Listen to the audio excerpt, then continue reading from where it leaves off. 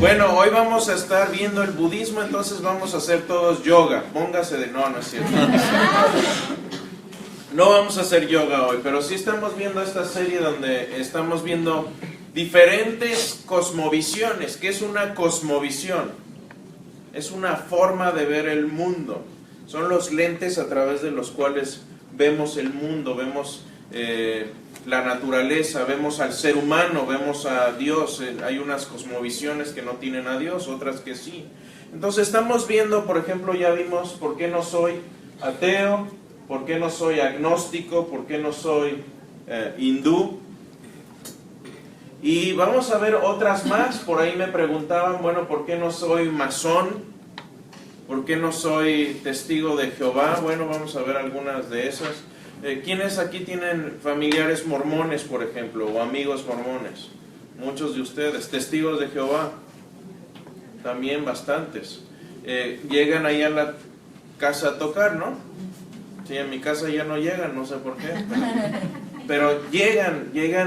Vamos a tener estas conversaciones. Si estamos en un lugar, aquí en Houston, incluso ya con la tecnología, con el internet, las fronteras se han eliminado. Usted ahorita se mete a Facebook y puede hablar con musulmanes, con hindúes, con budistas, con cualquier otro tipo de religión. Y cuando tengamos conversaciones con ellos, debemos poder hablar con ellos de forma inteligente, ¿sí? No quedarnos, como dicen ahí, como el chinito nomás mirando. Debemos poder tener conversaciones serias, inteligentes con ellos.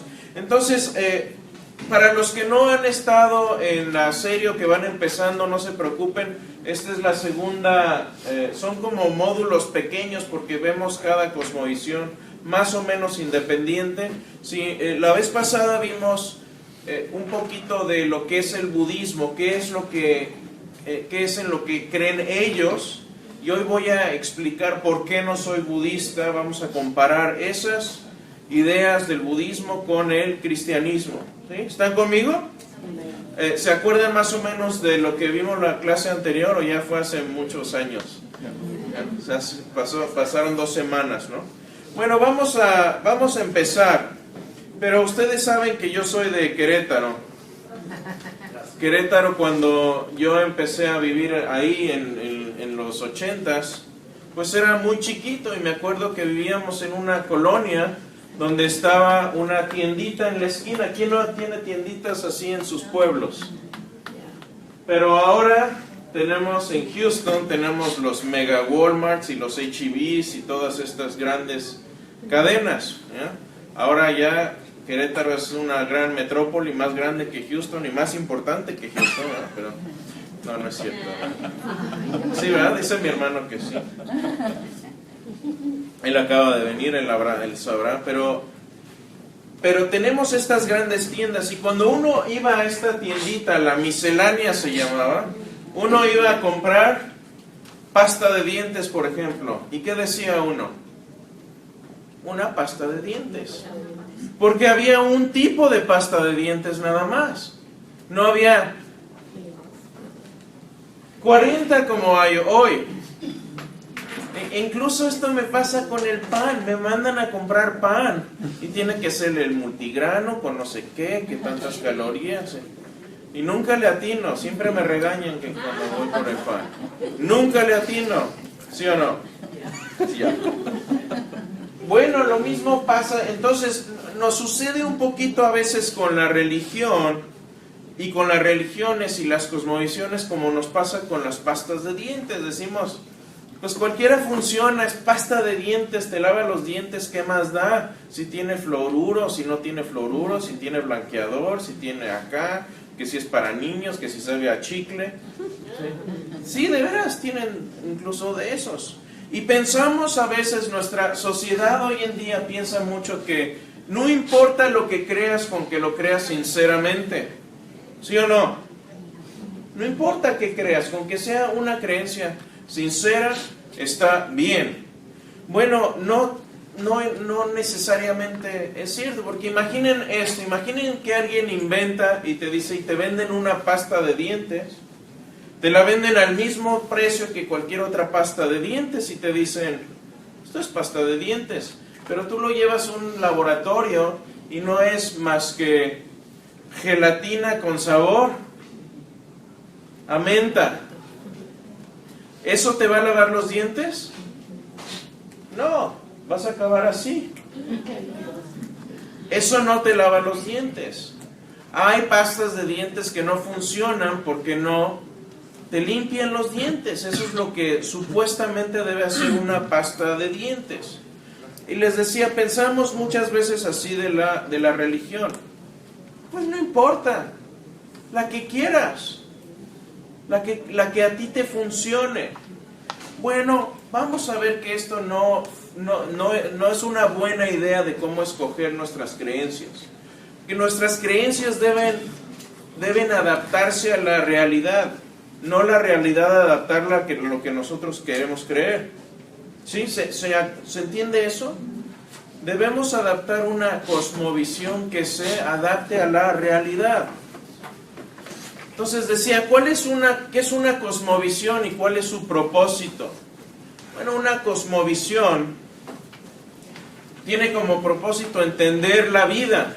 ¿Cuál es el propósito de la vida? Toda cosmovisión, ya sea que uno sea ateo, agnóstico, budista, hindú, cualquiera de estas cosmovisiones, tiene que poder explicar 4 cosas de este universo. 4 cosas. Miren esto, 4 grandes preguntas que toda cosmovisión debe poder contestar. Primero, ¿de dónde vengo? La pregunta del origen. ¿De dónde salió el ser humano? ¿De dónde venimos? Segundo, debe poder contestar, ¿quién soy yo? ¿Cuál es el significado del ser humano?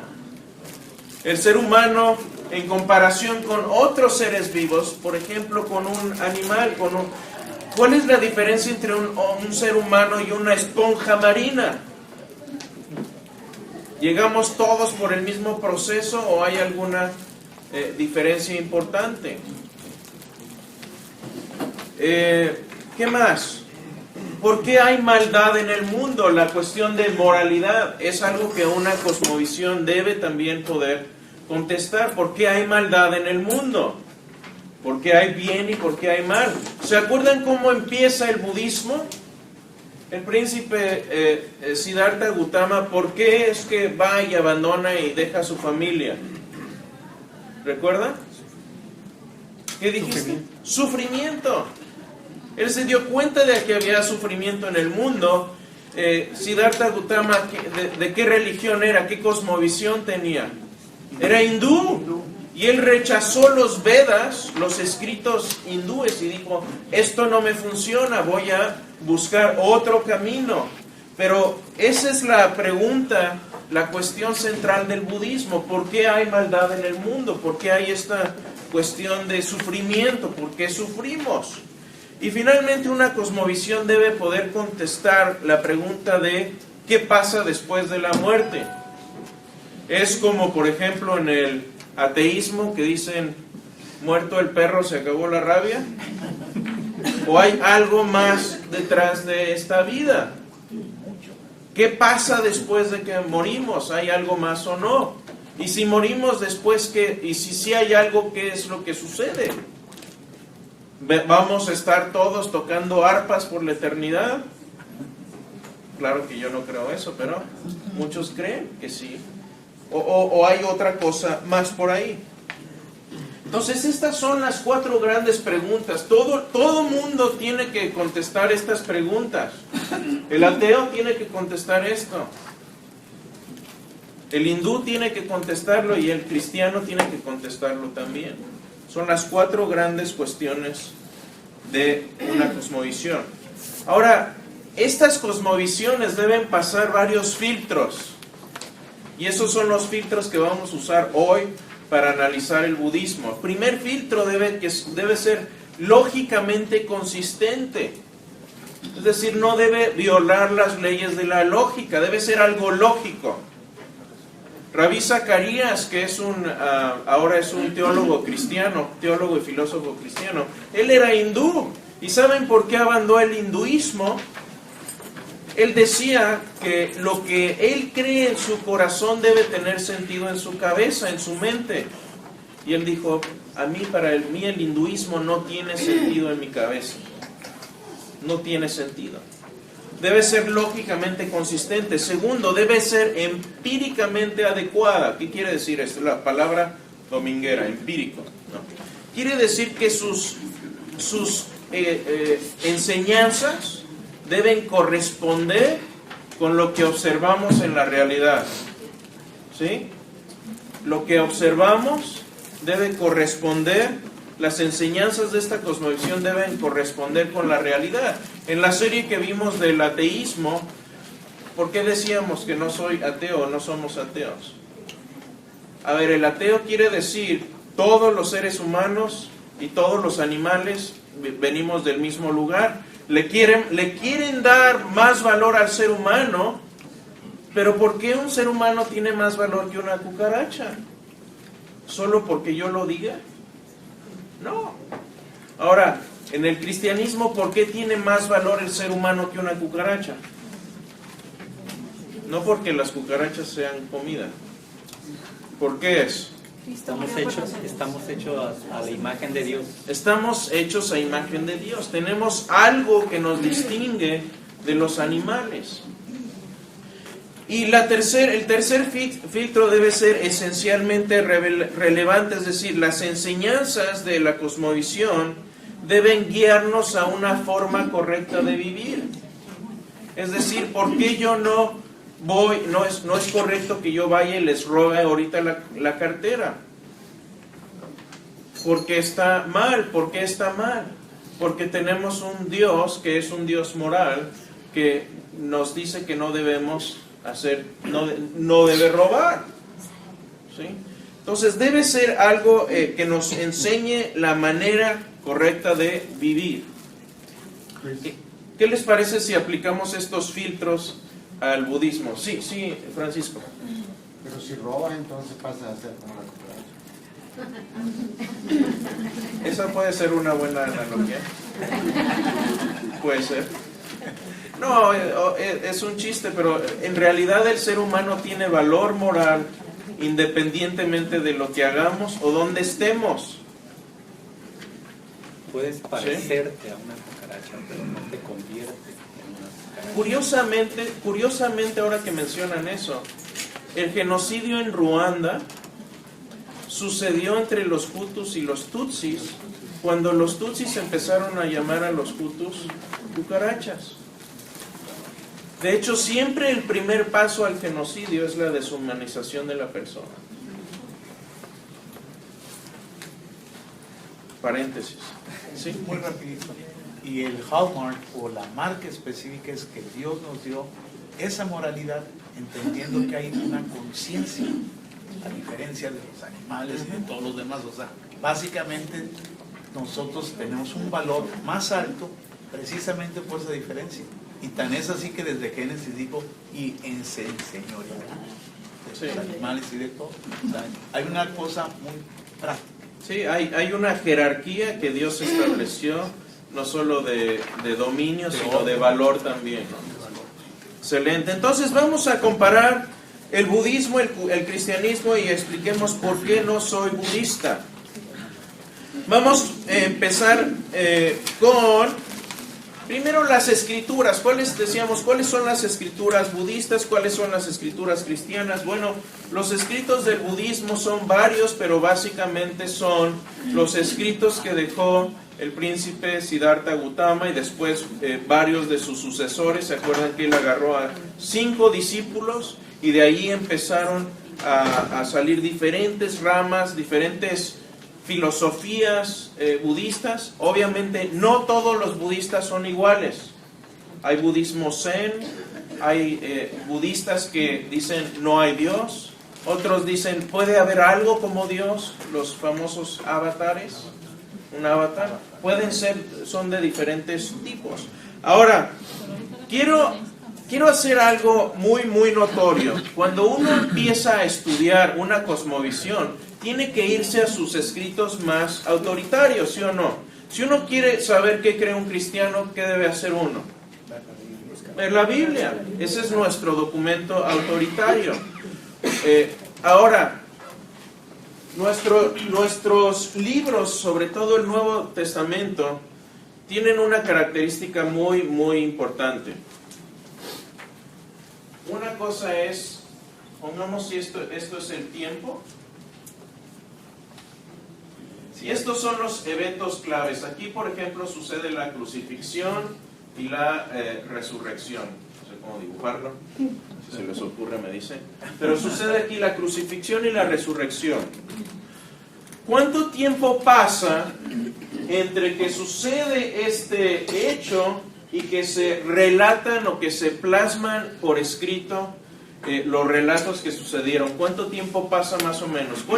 ¿Cuáles son los escritos más cercanos a la vida de Cristo? Marcos en No. el tercer día. No son los evangelios. Hechos de los Apóstoles. Tampoco. No, es las profecías. Las cartas de Pablo. Del Nuevo Testamento. De hecho, las cartas de Pablo son las más cercanas, se pueden fechar muy, muy cercanamente.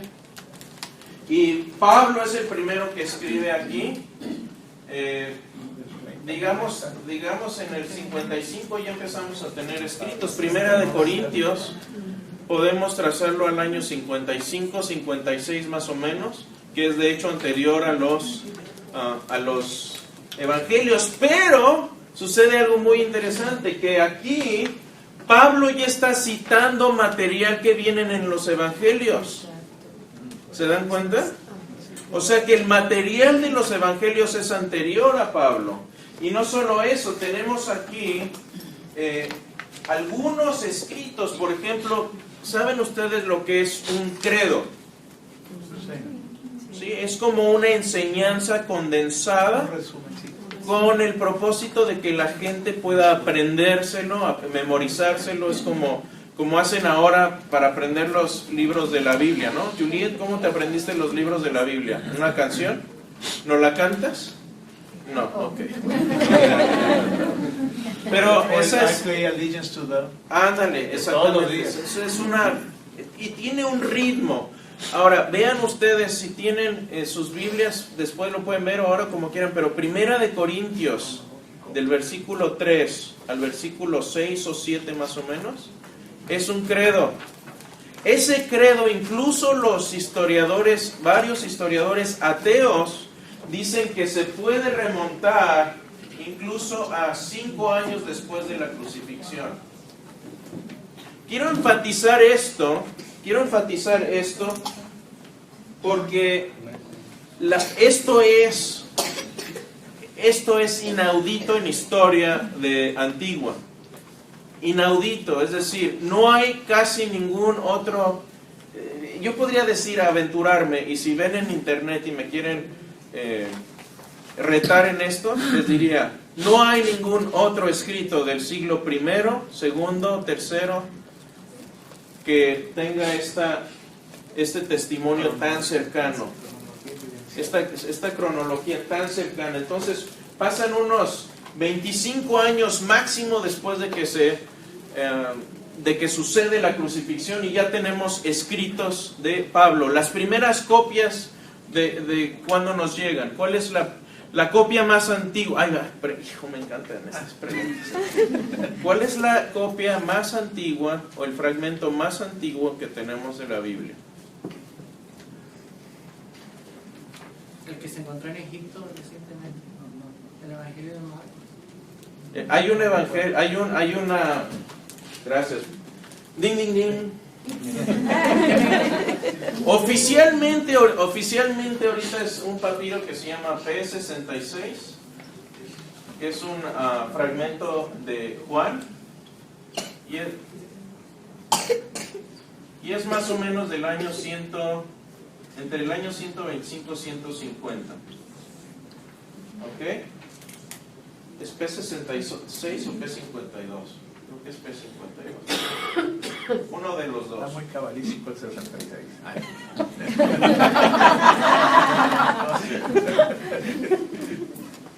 Entonces empezamos a tener copias, las copias completas del Nuevo Testamento ya las tenemos a partir del año 300 y cacho, 350.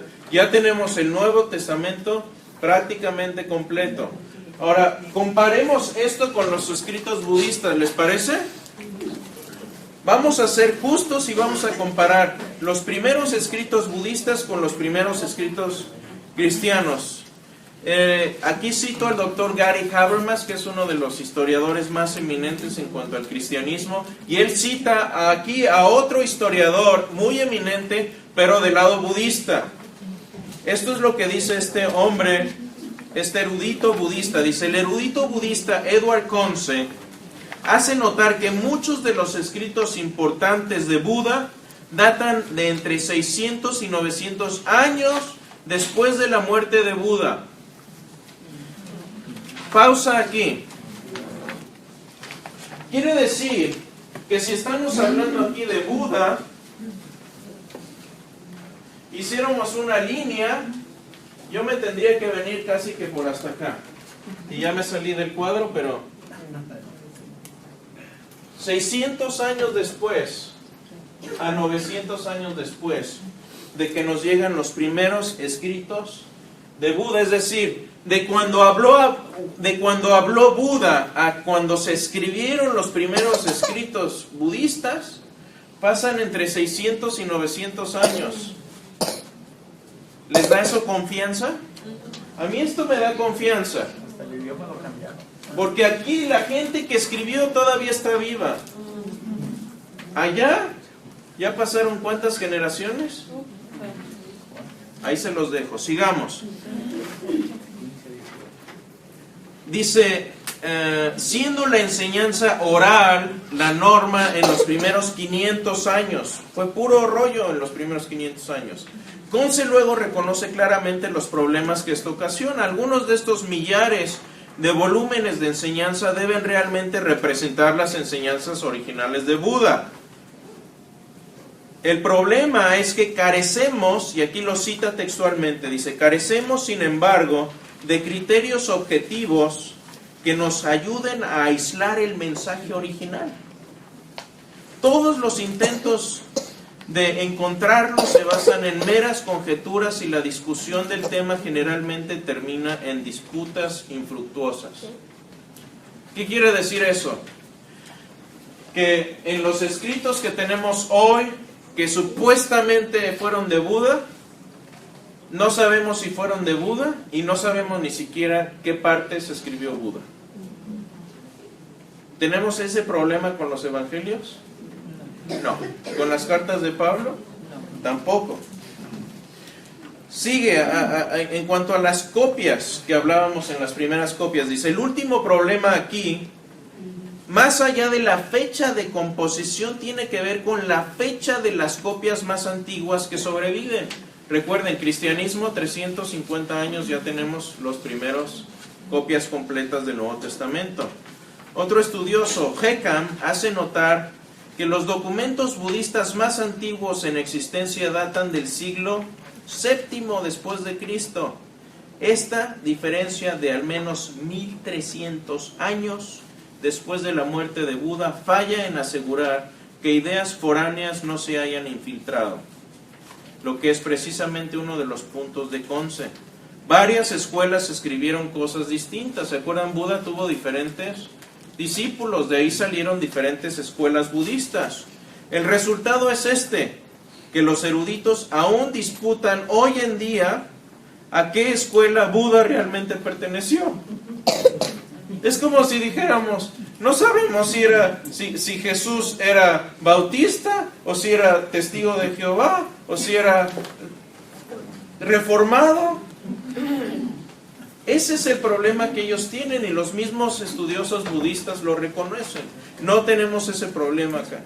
Ahora, metamos el primera explicación que toda cosmovisión debe darnos: el origen. ¿De dónde viene? Ya contestamos, tiene el origen de los escritos de los budistas. Y lo que ellos dicen es que estamos en esta rueda del Dharma, ¿no? Que nada de lo que vemos es real, es una ilusión. Se me olvidó traerlo, pero mi hija ahorita está con la onda de hacer, ¿cómo se llama?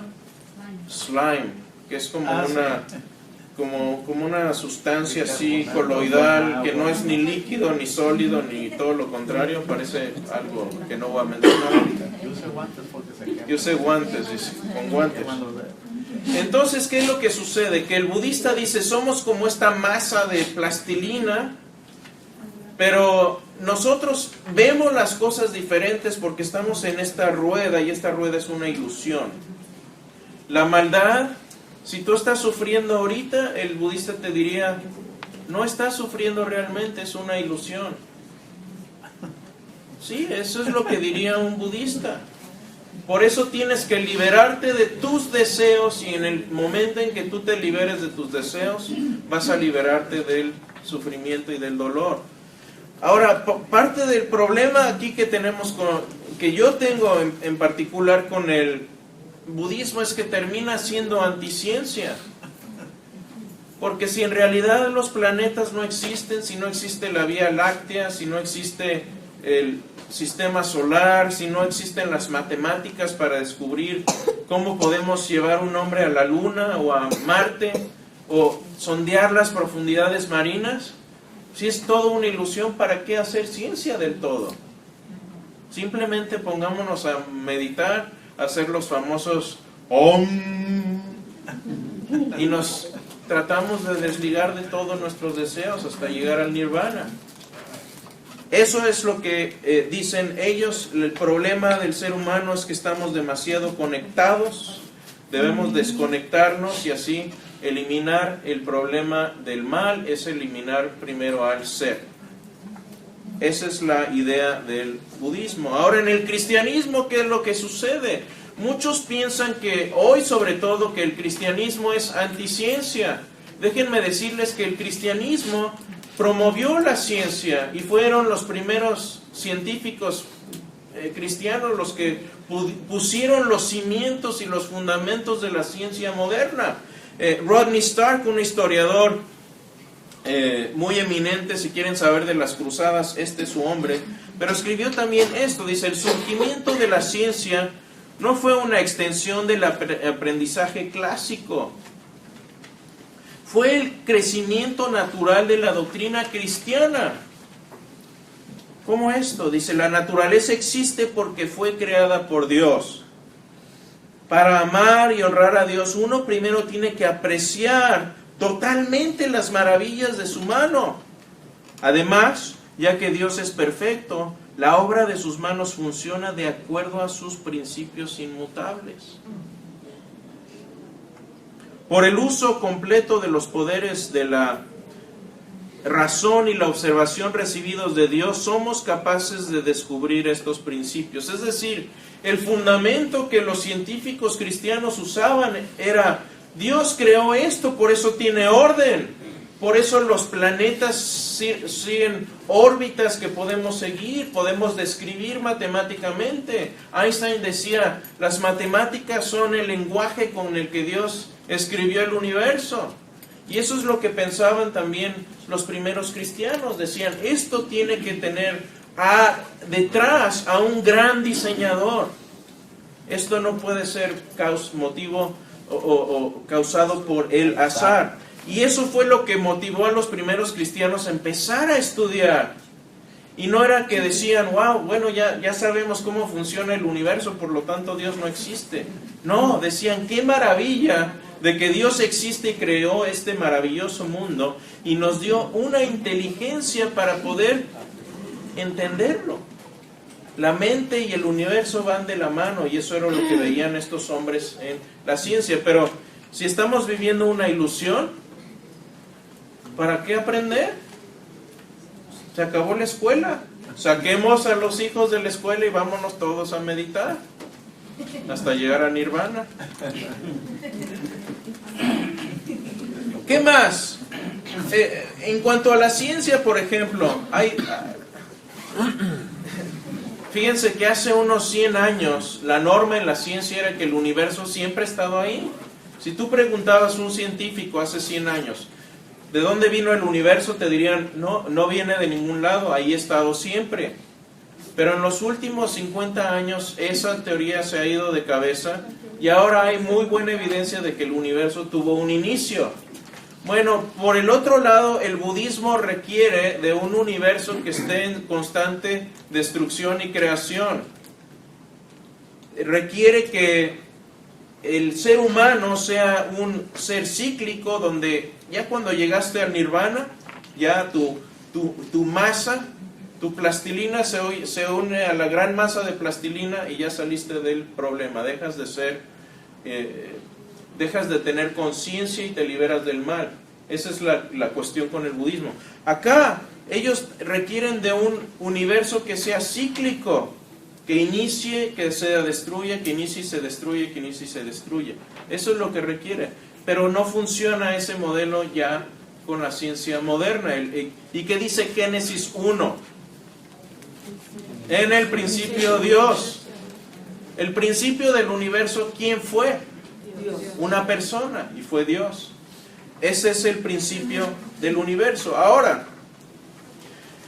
veamos, cuando nos ponemos a ver esta idea de esta plastilina, ¿no? El monismo se llama, que todo es uno y uno es todo. Esta idea, yo tengo un serio problema con esto, porque no nos permite distinguir lo que es real de lo que es irreal. No hay forma de distinguir lo que es verdadero y lo que es falso. Lo que es es más, ellos mismos lo reconocen. Lao Tse, un filósofo, decía dice, si cuando estaba yo dormido era un hombre soñando en ser una mariposa, ¿cómo sé cuando estoy despierto y no soy una mariposa soñando ser un hombre? ¿Qué tal si en realidad no soy una mariposa y ahorita estoy en un sueño, soñando que soy un ser humano y que estoy teniendo esta conversación ahorita con ustedes? Suena más chiflado que... Pero eso es lo que piensan, que es una ilusión. Nuestro mundo es una ilusión. Pero no así, el Génesis 1 explica la realidad en la que vivimos. Dios crea el universo con un orden exquisito que tiene un propósito, crea al hombre con un propósito distinguido de los animales y sobre todo Dios es un Dios personal. Adán y Eva tuvieron una relación con Dios, no fue como que Dios agarró, hizo la masa del universo, la echó a andar y dijo, ahí se ven, yo me voy a hacer otras cosas por acá, crear otros universos a ver qué hago. No, Dios se queda y tiene una relación personal con el ser humano. No solo eso, para mí la Trinidad explica por qué el ser humano puede leer en la Escritura donde dice que Dios es amor. Porque el amor existe desde que Dios existe. La Trinidad es una relación entre tres personas que son Dios y al mismo tiempo tienen esta relación de amor que existe desde siempre, cosa que por ejemplo en el Islam no hay, y menos en el budismo. El amor no es algo importante en el budismo. De hecho, el amor es un deseo del que debemos desligarnos. ¿Tiene sentido eso? Para mí, no. Segundo punto, ¿quiénes somos? ¿Quién soy yo? Bueno, les decía, en el nirvana uno no dice he sido liberado, sino diría uno ha sido liberado. Hablaría uno en tercera persona. Somos una manifestación ilusoria del todo de esta masa de plastilina. Entonces yo me pregunto, si somos un sueño, ¿cómo podemos hacernos preguntas acerca de la realidad? Suena ridículo. Esto es lo que dice Alan Watts acerca de Dios, uno de los fundadores del budismo zen aquí en Estados Unidos, muy popular en los 80s. Dijo, Dios se hechizó a sí mismo y olvidó el camino de regreso. Así que ahora se siente ser hombre con la culpabilidad de ser Dios. Está hablando del hombre aquí. Está diciendo, bueno, es que el hombre se hizo Dios y olvidó que era Dios. Porque eso es lo que cree el budismo. El budismo cree que cuando uno ya llega al nirvana, puede uno volver en forma de un semidios. Eso es lo que es el Dalai Lama. Es un semidios que llega a volver aquí a la tierra para ayudar a los demás a llegar al nirvana, la iluminación, a desligarse de sus deseos. Esto lo captura muy bien. No sé si han leído los libros de Alicia en el País de las Maravillas. Hay un libro que escribió Lewis Carroll que se llama A través del espejo, y en este libro está teniendo Alicia una conversación ahí con varios. De hecho, el que está del lado derecho es el rey que está dormido y están hablando de él, y pregunta a Alicia, dice, ¿y si el rey estuviese soñando? Perdón, dice uno de los gemelos, le dice a Alicia, le dice, ¿y si el rey estuviese soñando contigo, dónde crees que estarías? ¿Dónde estoy ahora? Por supuesto, dijo Alicia. Tú no, replica Tweedledee con desprecio. No estarás en ningún lado, pues simplemente serías algo dentro de un sueño. Y añade, y si el rey se despierta, te apagarás, ¡bang!, tal como una vela. Esa es la idea del budismo, que en el momento en que tú llegas a nirvana, ¡pum!, tu vela se apaga, dejas de existir y te unes a esta masa de plastilina que es el todo que ellos llaman. ¿Qué dice, por ejemplo, un historiador británico, Arnold Toynbee? Dice que esta es la esencia del budismo. Fíjense, la esencia del budismo, diría él, podríamos pensar que una persona humana es como una ola que se eleva o cae a una burbuja que se forma y revienta en la superficie inmortal del agua. Pero si eso es lo que somos, tenemos que vivir y morir sin saber nunca qué relación tenemos con la realidad última, que es la fuente y destino de nuestro ser en nuestra efímera vida humana en esta tierra. Entonces, cuando llegas a este estado de nirvana, te unes a esta realidad última, pierdes conciencia de lo que fuiste o de lo que eras, porque en realidad no eras, era una ilusión. Suena muy rebuscado. Yo les estoy pasando lo que creen ellos. ¿Cuántos millones de budistas? Di el dato la clase pasada, es la tercera religión más grande del mundo. No recuerdo exactamente el dato, pero lo tengo ahí en la clase anterior. Significante. Casi todo Japón, grandes partes de China, sudeste de Asia, mucha llena, y en Estados Unidos ha tenido cierto auge con el budismo zen. Pero sigue siendo un viento de doctrina. Es que, como la otra vez que platiqué, te tratan sutilmente de engañar en las cuestiones emotivas, emocionales, sin una base. O sea, es como decir, te voy a dar masaje y queda todo dar, todos lo tenemos, ¿sí? Entonces, pero ya cuando te sientas con una persona muy metida en eso, llega un momento en que se abre la persona y es cuando le puedes dar el llamado a Cristo con realidad, pero es que es muy sutil el engaño. No, y tiene su atractivo. O sea, el yoga no es un gimnasio para ir a hacer ejercicios. Yoga es una serie de escritos hindúes. Obviamente el budismo tiene mucho también del hinduismo, pero en el hinduismo específicamente el yoga es una serie de escritos que te ayudan a liberarte de tu karma. Sí, Edith. ¿Cuál es la posición del budista en cuanto al mal? Si todo es una ilusión. ¿Sí? No hay mal, no existe el mal. Y todo lo que vemos en el noticiero, las guerras, asesinaron a mi pariente, violaron a una niña, hicieron una... O sea, ¿dónde queda la posición del budista en cuanto a eso? ¿Sabes qué? De eso ahorita voy a hablar. Hay un chiste. Exactamente, porque no tiene sentido, tiene razón. O sea, ¿cómo voy yo a consolar a alguien que está sufriendo, que acaba de perder un ser querido, y le digo, Ah, mano, es una ilusión, hombre. No tiene sentido eso. Destruye nuestra experiencia como seres humanos.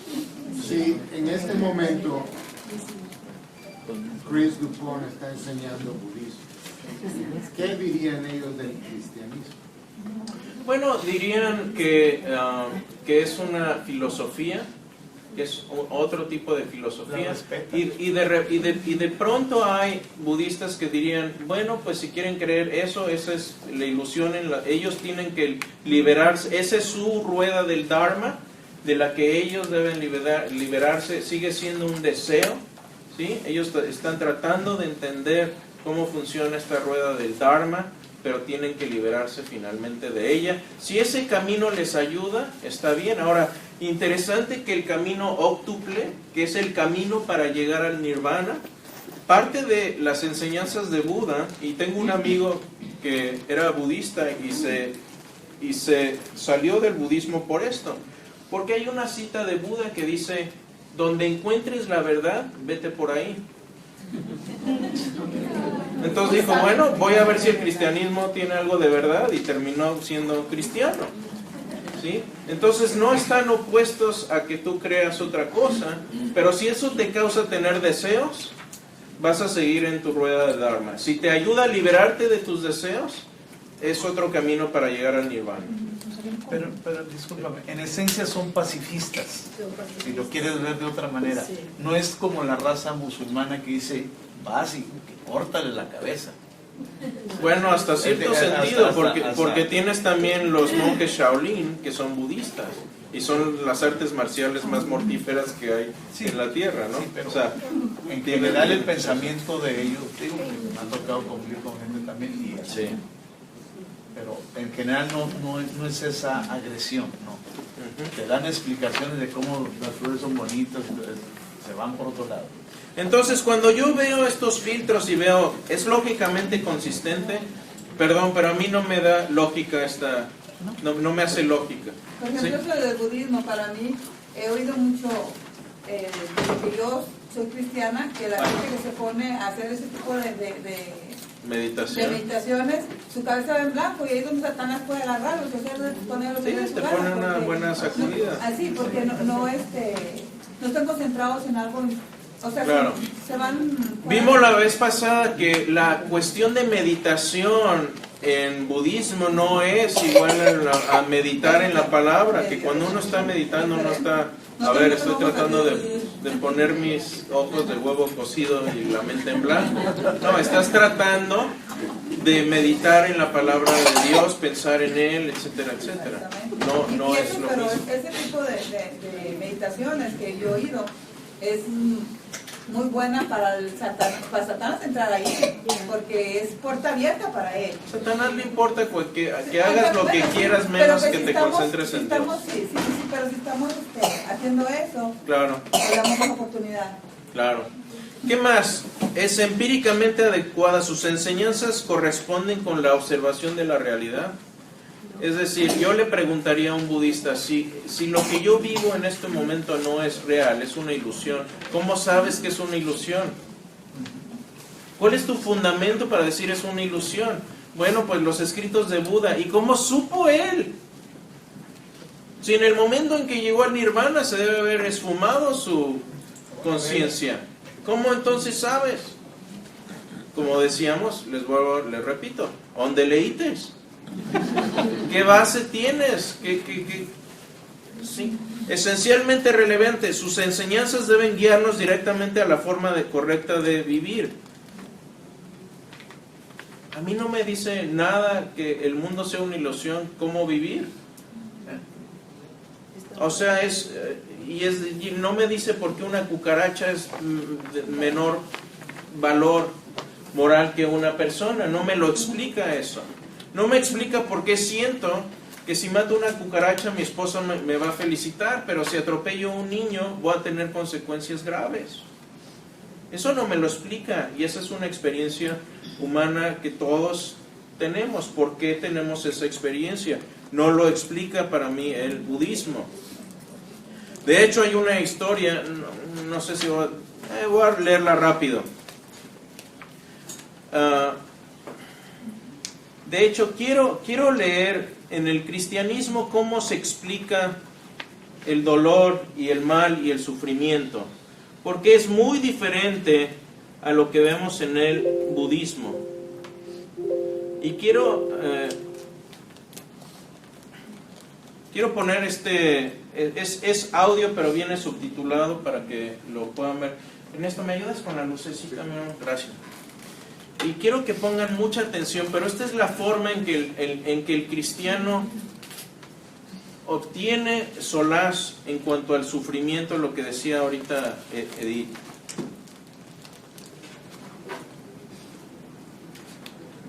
You know, there are times when I wished I could move away from strict evidence, and talk about how the resurrection is applied to everyday life. I mean, to give you, for me, certainly the most central illustration, I refer to my wife, Debbie, and her death in 1995 to stomach cancer.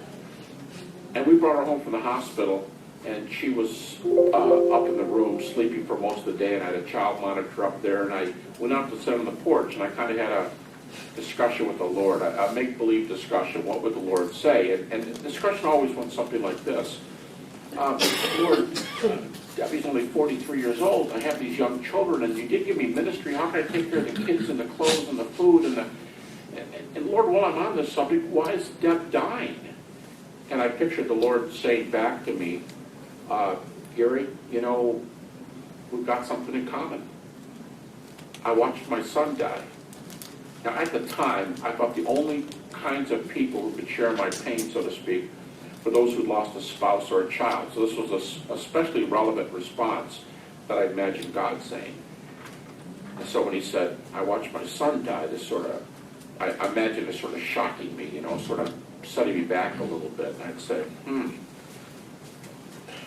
yes, you did, didn't you? And he'd say, and so the Father's right, he kind of moves into that gap, and God says, you know, I didn't rescue him from the cross, did I? Oh, no, you didn't. No, you didn't. You know, Gary died. I see what's coming, so I zip ahead and I picture my wife dying. I'm thinking, I can't deal with this. And he keeps coming, and he says, Gary, I watched my son die. Do you expect better treatment than my son received? Lord, I'm not worthy. No, Lord, you understand, I'm just hurting. I'm just hurting. He said, Gary, I understand. I watched my son die. And here's my promise. And generally, I think this is the promise in Scripture. I think generally God does not claim to take us from things. I think the claims, repeated claims in Scripture, our favorite verses, is to hold our hand through suffering. And he says, I was there for my son. Into your hands I commend my spirit, and I'll be with you. And that crushed me, because I realized if this comes out, that Debbie's going to die. And she did. So we kept talking. The Lord said, one more thing. What kind of a world is this? I said, I guess a world where you raise your son from the dead. And what does that mean? Well, come on, Lord. That was 30 A.D. This is 1995. Why? He says, Gary, you're avoiding the issue. Let's go back to my question. What kind of a world is this? It's a world where you raised your... But Lord, Debbie's up there, Gary. And at this point, I picture him reaching down and sort of grabbing my shirt collars and pulling me up close. And he says something like this. I know you've only got a PhD, so I'm going to say this real slowly. Read my lips. This is a world where I raised my son from the dead. It's the same world in 30 A.D. as it is in 1995. The world is the same.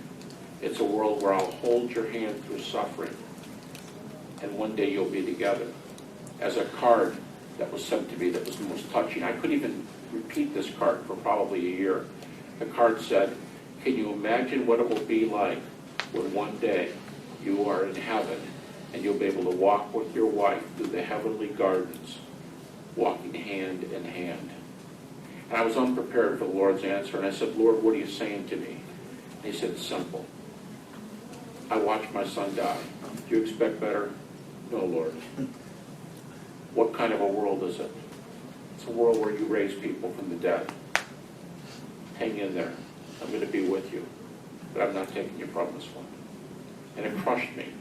But that was an application of resurrection to my present needs. He hadn't promised to take me from it, but he promised to hold my hand through. And it was strictly because of the hope of resurrection that we have a truth like St. Paul's, where he says we mourn, but not as those without hope. And I realized that mourning with hope, the hope of heaven, is way better than mourning without hope. And as painful as the lesson was, it's a lesson we learn from the resurrection of Jesus.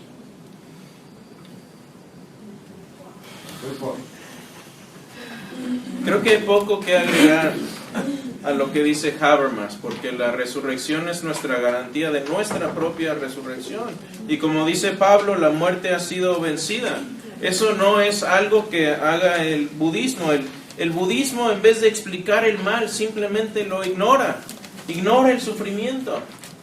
Dice que no es un problema, que necesitas liberarte de esto, y para mí no tiene nada de sentido el decir que el problema más grande que tiene el ser humano es el sufrimiento, cuando que en realidad el problema más grande que tiene el hombre es el pecado y la maldad. Sí, cuando vemos y escuchamos relatos como el que voy a leer, en el que Stalin, por ejemplo, antes de la Segunda Guerra Mundial, a los ucranianos, en vez de eliminarlos, bordeó las fronteras, nada entra, nada sale, y los mató de hambre. Alguien que llegó después como testigo escribió esto. Dice, una carreta pasa de vez en cuando a recoger cadáveres. Nos hemos comido todo lo que pudimos, gatos, perros, ratas, aves. Cuando aclare el día mañana podrá ver que los árboles han sido despojados de su corteza, pues también no la hemos comido. Y el estiércol de caballo lo hemos comido, sí, el estiércol, nos peleamos por él, a veces le encontramos granos enteros. Y esto es lo que hacen los seres humanos. Vea mi serie del problema del mal. Esa es una serie donde por 6 meses estuvimos encarando el problema de frente. El cristianismo encara el problema de frente y tenemos una solución, se llama Cruz de Cristo. Y tenemos una solución hoy para lidiar con eso, que Él nos lleva de la mano a través del sufrimiento, porque Él es un Dios que sufrió la cruz y entiende nuestro sufrimiento también. Yo no entiendo cómo, no podría jamás ser budista, porque el budismo simplemente ignora el problema. Dios resuelve en la cruz el problema del pecado, que es nuestro problema real, no el que vivamos en una ilusión o que tengamos deseos. La solución, fíjense, en el cristianismo es la encarnación de Dios, no la eliminación del ser o la excarnación del ser como lo hace o lo trata de hacer el budismo. Yo no he conocido un budista que me diga, ya llegué al nirvana, no tengo ningún problema. El día que lo conozcan, háganse budistas. Mientras, estamos yo creo que en la mejor cosmovisión que hay, el cristianismo, porque como decía C.S. Lewis, creo en el cristianismo como creo que el sol ha salido, no porque lo puedo ver, sino porque a través de él puedo ver todo lo demás claramente. Y Mateo 1 dice, todo esto aconteció para que se cumpliese lo dicho por el Señor por medio del profeta, cuando dijo, he aquí una virgen concebirá y dará a luz un hijo, y llamará su nombre Emmanuel, que traducido es Dios con nosotros. Esto sucedió en la historia, no es una ilusión, tenemos los registros, sucedió, y nuestro cristianismo está basado en eso, en historia, en lo que sucedió en el siglo I. Primera de Tesalonicenses 4, lo que hablaba el doctor Habermas. Tampoco queremos, hermanos, que ignoréis acerca de los que duermen, para que no os entristezcáis como los que no tienen esperanza. Estás sufriendo hoy, ten esperanza, porque la muerte ha sido vencida. Porque si creemos que Jesús murió y resucitó, así también traerá Dios con Jesús a los que durmieron en Él. Tenemos despedidas temporales aquí, pero tendremos reuniones eternas.